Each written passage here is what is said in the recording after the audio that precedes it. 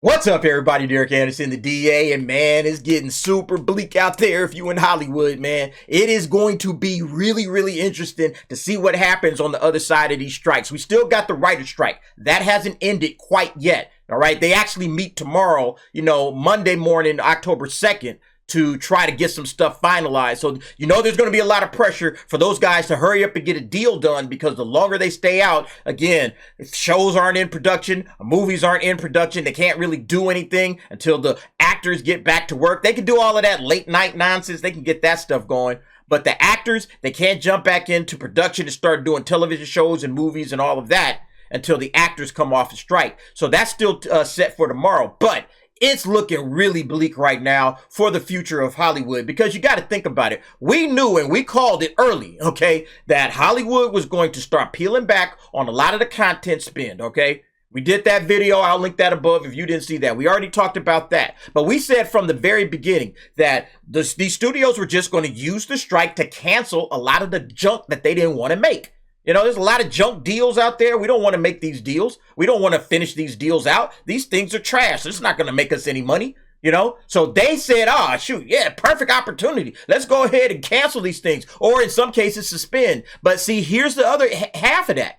Normally what they would do is they would suspend and then extend. So if you're out on strike for 5 months, we add 5 months on to the end of the deal once we get off of the strike, So let's say you had a deal that ended in December of 2023. All right, we'll bump all of that out to May of 2024. We'll add those 5 months on to that. But that's not what Universal Studios is doing, as it says here on Deadline. Suspend and not extend. A Universal Studio Group opts not to lengthen its reinstated term deals, focuses on renewals instead. You see, this is how they clean house.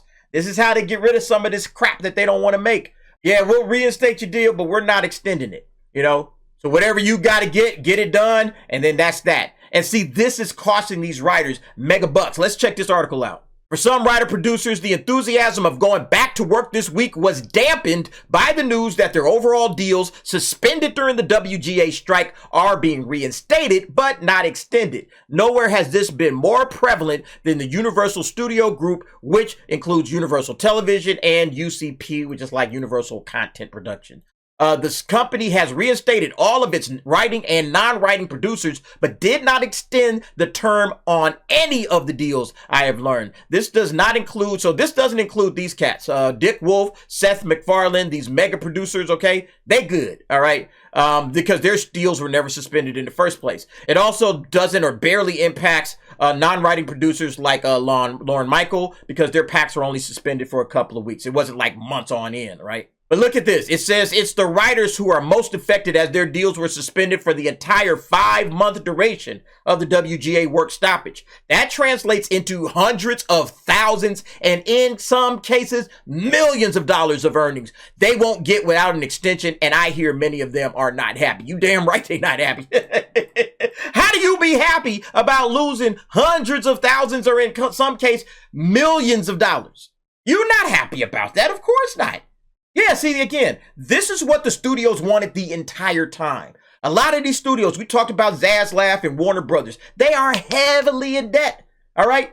They're trying to clear the books. They're trying to get out of the red. So it's like, this is a perfect opportunity, fellas. Hey, suspend that. Hey, Dave, should we extend it? Hell no, we ain't extending that shit. No, put that junk, we'll bring it back, okay? And look, if they deal ended in 2023 at the end of the year, I guess y'all better hurry up and get whatever you got to get going, because we are not extending you beyond this.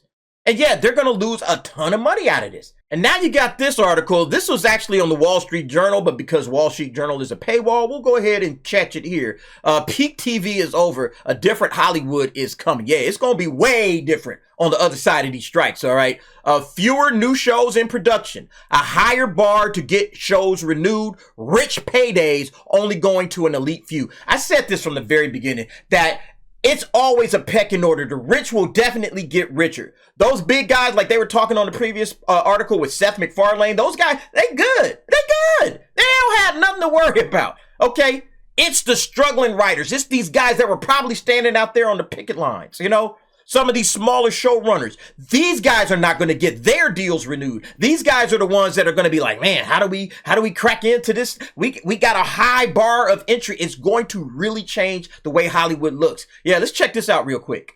The labor-packed writers struck with studios and streamers this week, ending a 5-month strike, will likely accelerate the retrenchment that was already underway in Hollywood for more than a year. It represented a formal end to peak TV, a decade that included an explosion of programming for viewers and job opportunities for talent in Tinseltown. Yeah, there was a ton of content out there. 600 shows last year. Never seen before. Like, what are we doing here? Nobody has time to watch all of this content, and they're spending money, and in some cases a lot of money, to produce some of this content. Most of it's trash. A whole lot of it is woke.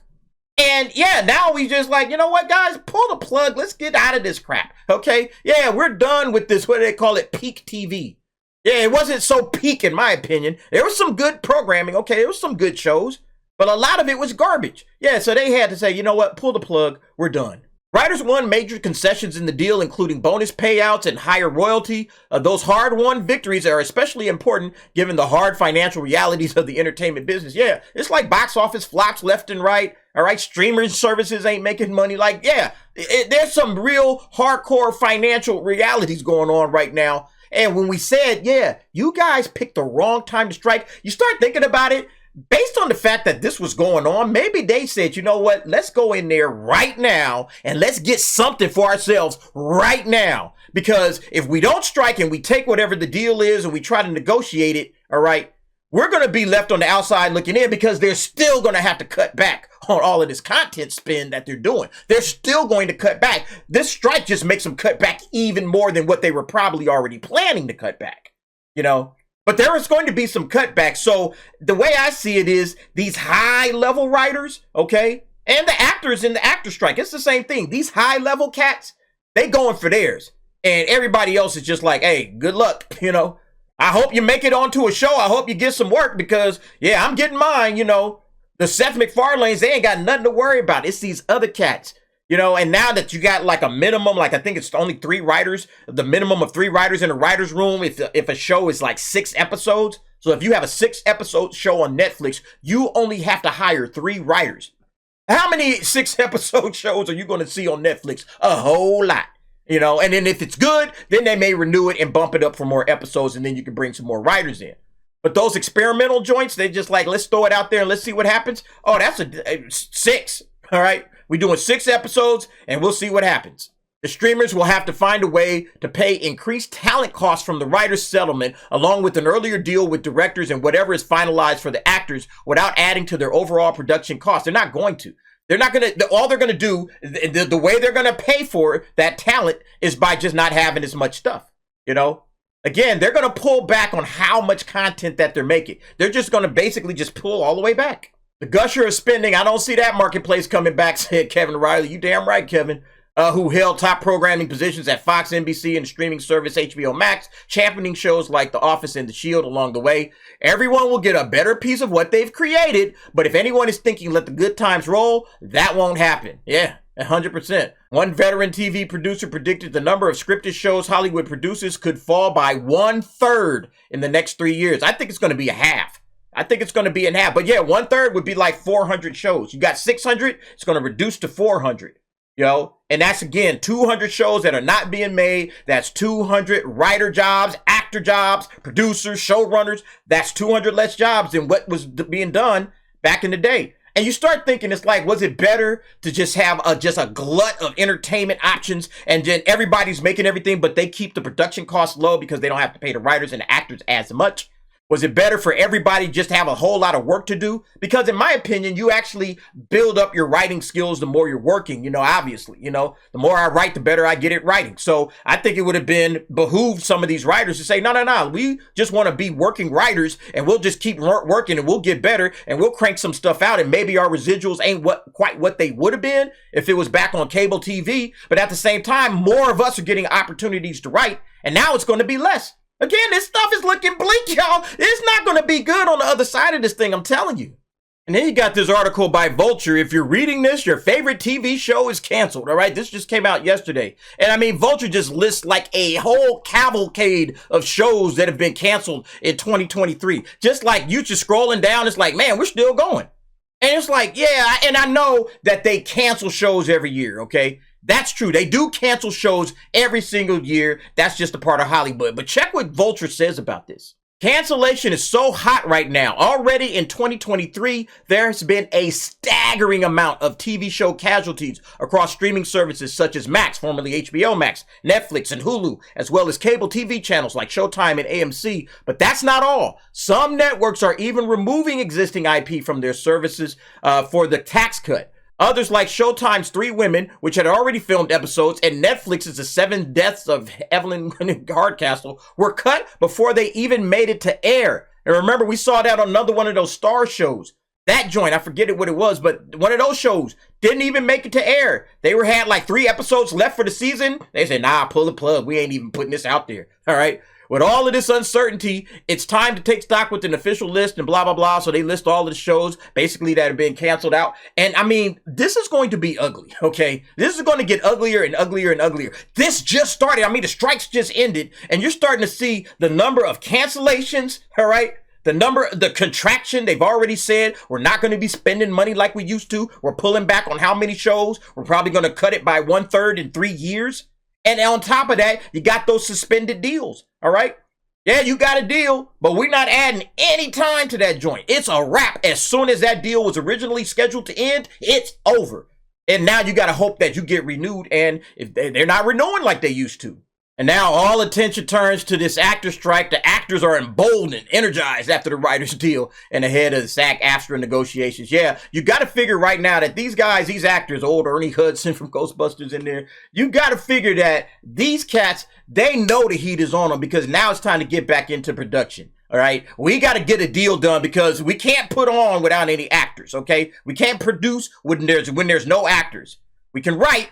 You know, and again, we got all of these woke late night television shows nobody cares about or watches anymore. All right. They got all of that stuff. They can do that crap, right? Daytime TV and all that. They can do that, but they can't do the television shows. They can't do the movies. So they got to get these cats, put these picket signs down. And it's going to be really interesting to see how that goes. You guys will remember that in order for them to save or salvage the scripted TV season, yeah, they had to settle both strikes, all right, by October 1st, and that's today. So if they don't get this thing done tomorrow morning, like, hey, all right, we're done, every day that the strike continues, yeah, the 2023-2024 TV season, that's in huge jeopardy. But it'll be interesting to see what happens. But look, as far as I'm concerned, everything's looking bleak right now for Hollywood, all right? Because the box office was bad all year, except for a couple of films. The box office was terrible. You know, flop after flop after flop. They don't know what they're making anymore. They don't know what to put out there, what audiences are looking for, you know. So they're screwing that up. You got all of these woke shows that are about to get canceled. That might actually be a blessing. But now they got to hurry up and push the panic button to get this other strike done and then try to get some stuff back into production. But then what does that mean? Who's going to have jobs at the end of all of this when the dust settles? You know, I think we're looking at anywhere from 40 to 50% of writers out of work, okay? And only the top people will still have jobs in Hollywood. But it'll be interesting to see what happens. You guys let me know what you think. Jump down in the comments. Give me your thoughts and opinions on that. Thanks for watching. See you next time.